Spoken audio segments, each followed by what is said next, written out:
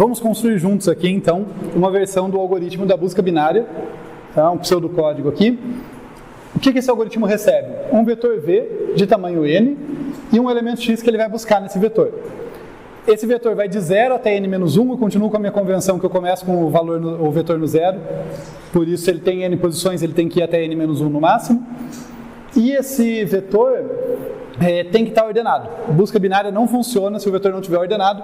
A gente vai ver na hora de provar a corretude, inclusive, que a gente precisa usar o argumento de que o vetor está ordenado para que faça sentido os passos da busca. E o que essa busca binária faz, então? Vamos passo a passo dela. Eu vou começar aqui com dois índices. O índice E igual a -1, tá? Duas variáveis auxiliares. E o índice D igual a n. Tá? São os limites esquerdo e direito, tá? da região na qual eu estou buscando. No início eu estou buscando no vetor inteiro, por isso que eu começo em -1 e n, né? Quer dizer, vai de 0 até n-1. Tá? Eles estão logo antes e logo depois da região em que eu estou buscando. E daí o que nós temos? Nós temos um laço principal aqui, enquanto E menor do que D-1. A gente já fala sobre essa condição de parada, tá? O limite aí. Enquanto E menor do que D-1, eu calculo um índice M como sendo E mais D sobre 2 aqui, e daí o piso disso, né, truncado. Então é a média, né? E mais D sobre 2, e eu trunco para um inteiro abaixo. E daí eu testo. Se V de M for menor do que X, quer dizer, o X é maior do que aquele cara que eu estou apontando, eu faço E receber M. Se não, só destacar, esse é o caso complementar ali, né? O senão quer dizer que X é menor ou igual que V de M. Nesse caso eu vou fazer D receber M. Então, ou eu atualizo o limite esquerdo ou o limite direito. A gente já vai discutir um pouquinho mais isso. Ao final disso aí, deixa eu ver se cabem mais duas linhas aqui, ó. Então o enquanto acaba aqui, tá? O enquanto é isso, ele calcula o M, daí ele faz esse teste, ou atualiza o E, ou atualiza o D. Quando ele sai desse enquanto, ele testa o seguinte: se V de D for igual a X, devolva D. Caso contrário, devolva -1. A gente vai falar da análise de eficiência desse algoritmo, mas embora isso que eu vou mostrar para vocês tenha mais a ver com a corretude dele, eu acho que entender o algoritmo antes, entender intuitivamente pelo menos o algoritmo antes de avançar nas análises é importante, para a gente não ficar super perdido ali. Então, deixa eu fazer um desenho simplesinho aqui, só para dar a intuição de como que eu penso nesse algoritmo, com esses índices em particular e tal. Seja esse o meu vetor V, que vai de 0 até n-1. Tá? Imagina que o meu E está aqui e o meu D está aqui. Tá? O que esse vetor, o que esse algoritmo está fazendo? Basicamente ele está operando de uma forma que a região incógnita, a região, nada a ver com aquele incógnito, tá? A região sobre a qual eu tenho dúvida é essa aqui, entre E e D. Tá? Todo mundo para cá, como o vetor é ordenado, todo mundo para cá, eu vou construir de um jeito que seja menor do que x, e portanto x não pode estar lá. Todo mundo para cá, aí é curioso, é maior ou igual a x, tá? Então pode ser até igual, mas pode ser igual ou maior. E aqui que está a região que eu tenho dúvida, tá? A partir do E e antes do D. Mas a gente já volta a falar disso, acho que isso aí ajuda a entender. Aliás, eu falei, a gente já volta a falar disso, mas as condições de contorno ajudam a gente a organizar as ideias. Então, vamos ver como que funciona quando eu começo, né? Quando eu começo, eu tenho ali no início E igual a -1 e D igual a N. Isso aqui implica o seguinte, ó, eu vou argumentar com vocês que o tamanho da região que eu tenho dúvida vai ser igual AD menos E menos 1. Tá? Essa formulinha aqui que vai... Isso aqui foi tentativa e erro, tá? Vou fazer o ajuste, mas isso aqui que vai me dar o tamanho dessa região na qual eu tenho dúvida. No início tem N elementos nessa região, né? E vamos ver se isso bate. Então, olha, D é igual a N no início. E é igual a menos 1, então fica menos 1 aqui, que vai dar mais 1. Menos 1 aqui. Esse cara, né, por causa do menos vai cortar com esse. E eu vou ficar com N. Então, no início, a minha região é o vetor inteiro. São as N posições do vetor. No final, e daí a gente vai dialogar com aquela condição de parada, tá? Eu estou descrevendo isso para vocês por quê? Porque quando eu apresento o algoritmo pronto, parece que foi intervenção divina, né? Ah, coloca E igual a menos 1, D igual a N, essa é a condição de parada. Mas não é, a gente tem que testar para ver se o negócio faz sentido ali, se eu estou parando na hora certa e tal. O jeito que eu penso nisso, pelo menos nesse caso, é pensar no tamanho da região sobre a qual eu tenho dúvida. Eu começo com ela sendo ela inteira ali. Então é essa formulinha que deu certo aqui, para ser essa região toda, né? Para no início ter os N elementos. Por isso começar com E igual a menos 1, D igual a N, parece fazer sentido. Conforme o E cresce e o D diminui, essa região vai diminuindo. Faz sentido também intuitivamente, né? E daí a minha condição de parada aqui é que eu continuo enquanto E for menor do que D menos 1. Né? Quando isso aqui der igual, eu paro. Né? Quando E for igual a D menos 1, eu paro. Então é isso que eu vou falar. Olha, no final... E vai ser igual a D menos 1. O que vai acontecer nesse caso? O tamanho da região aqui vai ser igual a D menos E, mas o que é E? É D menos 1 menos 1. Né? Isso aqui vai dar D menos menos com menos mais 1, menos 1. Isso aqui corta com isso aqui corta com isso, e dá 0, e no final está todo mundo classificado. Todo mundo está particionado aqui entre a galera que é menor e a galera que é maior ou igual. É essa que é a ideia. Começo com todo mundo em dúvida, termino com todo mundo definido. Ok? Intuitivamente, não provamos nada ainda, mas acho que isso vai ajudar a nossa intuição quando a gente for provar. Tudo bem, a busca binária. Tá? Uma observação. Estou falando da busca binária, mas estou supondo que não é a primeira vez que vocês veem. Eu acho que tanto a ED1 quanto a ED2 a gente fala de busca binária. Né? Por isso que eu não estou dando toda aquela ênfase, fazendo exemplos, tudo. Né? Não é trivial, ainda assim, os detalhes do algoritmo, por isso que a gente está falando das condições de contorno e tal, mas eu estou passando um pouco mais rápido por supor que não é um algoritmo que a gente vê pela primeira vez hoje. Vamos calcular agora juntos o número de operações, tá? Parecido com o que a gente fez na busca linear, vamos passar isso aqui e calcular o número de operações aqui.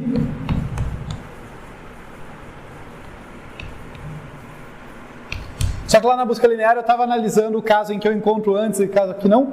Aqui eu sempre vou ter que esperar sair desse laço por uma única condição. Então não tem ali a diferença entre o melhor e o pior caso nesse sentido. Tá? Vamos ver então, olha, essa primeira linha eu acabei colocando duas coisas juntas, essa atribuição e essa, então duas operações na primeira linha. Esse laço do enquanto aqui, eu tenho que fazer uma subtração e depois uma comparação. Eu tenho duas operações aqui, mas são duas operações que vão ser realizadas tantas vezes quanto eu iterar nesse laço. Né? Então eu vou colocar isso aqui como sendo duas vezes P mais 1, tá? Sendo que eu estou pensando no P como o número de iterações completas do meu laço principal. Foi só uma convenção que eu usei, tá? É o número de iterações, mas não só isso, é o número de iterações em que eu de fato entro no laço principal. Tá? Por isso que eu coloquei P mais 1 aqui. Né? A condição de parada é sempre testada uma vez a mais do que o número de iterações que eu entro. Né? Porque eu testo ela na primeira, e daí na última eu testo ela e saio, e isso aqui não ocorre. Então P é o número de vezes que essa galera foi executada, P mais 1 aquele teste. De novo, preciosismo que não vai fazer diferença no fim das contas, quando a gente falar de análise assintótica, mas nesse momento a gente não falou ainda, então eu estou fazendo a continha passo a passo ali. Tá? Aqui dentro, essa linha, bem, uma soma, uma divisão truncar, vamos dizer que a divisão inteira já está embutido na divisão inteira ali, e uma atribuição. Então, 3 operações aqui, vezes P. De novo, P é o número de iterações, ele não é óbvio, mas a gente vai falar dele daqui a pouco. O número de iterações que eu demoro para isso que terminar. Próxima linha. A próxima linha... Não, tá bom, eu vou falar dela aqui, né? Eu tenho um acesso a vetor, isso aqui tem que resolver uma continha lá, e depois um menor ou igual, então 2 operações vezes P. Essas 2 linhas eu vou analisar juntas, tá? Por conta daquele argumento de que ou acontece isso, né? Isso aqui é só um comentário para lembrar que ele é esse caso, mas ou uma atribuição aqui, ou uma atribuição aqui, então é uma vez P. Por fim, sair do laço, chega de P, daí a gente vai analisar esses caras juntos aqui. Aqui eu tenho uma operação para descobrir o valor desse vetor, depois mais uma operação para fazer esse teste, e daí ou eu devolvo D ou eu devolvo menos 1, certo? Tá? Então, apesar de eu estar grifando 2 caras, é um ou outro, então isso aqui vai dar 3 no fim das contas. Beleza? Vamos fazer a continha aqui, o que vai dar isso aqui somado. Eu vou ter aqui 1, 2, 3, 4, 5, 6, 7, né? Porque tenho 2 vezes 1 ali. Então 7 mais quantos P's? 1, 2, 3, 4, 5, 6, 7, 8P. 8 vezes P. Então, esse é o número de operações, só que P eu ainda não sei. E aí eu vou analisar com vocês como que se dá o comportamento ali da nossa recorrência, tá? Qual que é o tamanho que esse P vai chegar. E o que vai acontecer é que eu posso começar aqui, olha, vou fazer uma análise um pouco menos formal, mas ainda assim precisa, que é, no início, o tamanho da minha região desconhecida, da minha região de dúvida, era N, né? Então, no início valia N. Só que o que eu faço a cada iteração? Isso aqui é dependente do algoritmo, né? O que eu faço a cada iteração? Eu calculo M como sendo a média entre E e D, então ele está ali a menos de um arredondamento, por dar ímpar isso aqui, ele está bem no meio, entre E e D, né? E ou o E vai crescer, ou o D vai decrescer, né? Eu sempre vou mudar, tipo, se o M está aqui, aproveitando o desenho, ou o E que vem para cá, ou o D vem para cá. Uma das duas coisas sempre vai acontecer. Quer dizer que a minha região de dúvida, a região que está entre E e D, sempre diminui pela metade. Tá? Então, na primeira iteração ela vale N, na segunda ela vale N sobre 2, na terceira ela vale N sobre 4, porque eu estou sempre descartando metade dela. Eventualmente, ela vai valer N sobre 2 elevado a P menos 1. E por que eu estou colocando N sobre 2 elevado a P menos 1? Normalmente a gente termina com N sobre 2 elevado a P, né? E fala, é quando termina. Acontece que tem uma peculiaridade aqui, só para a conta dar certo, que é o seguinte, na última iteração, quando eu tiver aqui N sobre 2 elevado a P, né? P é por definição meu número de iterações, por isso que eu contei em função dele. Qual que é o tamanho desse subproblema? É 0. Só que para que um número inteiro dividido por 2 elevado a uma outra coisa dê 0, se fossem números reais, isso aqui tinha que ir para mais infinito, né? Isso aí não ia dar um número de iterações finito. Por que dá um número de iterações finito, e bem pequeno na verdade? Porque isso aqui é truncado, né? Certo? Então, quando esse cara aqui, ó, N sobre 2 elevado a P menos 1, a iteração anterior, né, se P é a última, P menos 1 é a penúltima. Quando esse cara dá 1, quer dizer, entre E e P só tem um cara, na próxima iteração eles viram 0. Tá? Pensem no algoritmo instante que ajuda a visualizar, tá? O E e o P podem começar bem distantes, tá? O E e o P estão lá longe, daí calcula o meio, divide N sobre 2. Calcula o meio do que sobrou, divide N sobre 4. Eventualmente, pega o final para vocês se convencerem. Imagina que sobrou alguma coisa, por exemplo, 5 elementos entre o E e o P, tá? Eu vou calcular o meio, vai dar ímpar, ou vai sobrar 2, ou vão sobrar 3, tá? Se sobrar 2, vai na próxima iteração sobrar apenas 1. Daí o E e o P estão a uma posição de distância, o M vai cair exatamente no meio deles, ou o E vai crescer, ou o D vai decrescer, vai dar 0. Se sobrar 3 também, pode ter no máximo uma iteração a mais, tá? Mas de qualquer forma, eu vou estar sempre, no final desse algoritmo, vai estar sempre a seguinte situação: o E e o D com apenas um elemento entre eles, tá? Esse é o penúltimo, a penúltima iteração. E daí, na última, como é truncado, vai para 0. Tá? Tudo bem isso, gente? Então, por isso que eu vou fazer a conta com esse cara aqui. Porque se eu resolver isso aqui, para 1, isso aqui a conta sai bonitinha. Né? Eu vou ter que, se n sobre 2 elevado a p menos 1 é igual a 1, 2 elevado a p menos 1 vai ser igual a n, joga log dos dois lados, eu vou ter que p menos 1 é log de n, e a resposta vai ser que p é igual a 1 mais log de n. Tá? Beleza? Então, é realmente só por uma questão de conta, tá? Não dá para resolver n sobre 2 elevado a p igual a 0. Isso só está uma iteração de distância porque é truncado, e daí levar em conta o truncado fica mais chatinho. Eu prefiro fazer a conta para o penúltimo, é um subterfúgio. De qualquer forma, o p é a última iteração.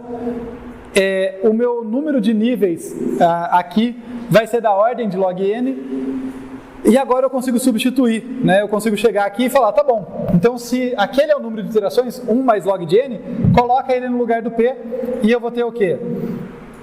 8 vezes 1 vai dar 8, mais 7, eu vou ter 15 aqui, e 8 vezes log de n vai dar 8 log de n aqui. Esse é o número de iterações da minha busca binária, que é muito menor do que o número linear, né, do que proporcional a n, no pior caso, ou no caso médio, que seja da busca sequencial. Beleza, gente? A parte da eficiência. Como antes, a parte mais chatinha é a análise de corretude, mas pelo menos a partir da análise de eficiência a gente fez. Então tá aqui, né? Fizemos a conta em função de P, mostramos que esse P não pode ser muito grande, porque vai dividindo, e chegamos a um resultado aqui que é dominado por um fator log n.